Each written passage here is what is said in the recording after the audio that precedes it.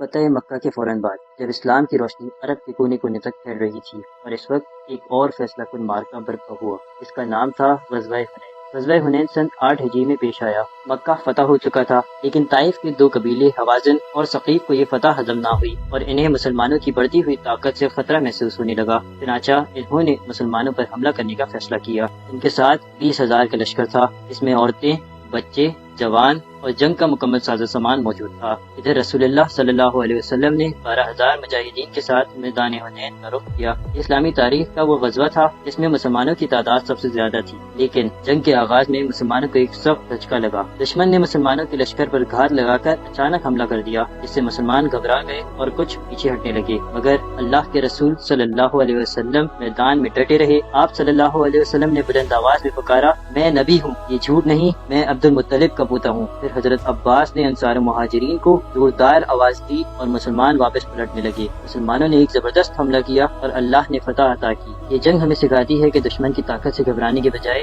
اللہ پر پختہ اور کامل یقین کے ساتھ ثابت قدم رہنا چاہیے۔ غزوہ حنین کے بعد طائف کے دروازے بھی کھل گئے اور اسلام کی طاقت مضبوط تر ہو گئی۔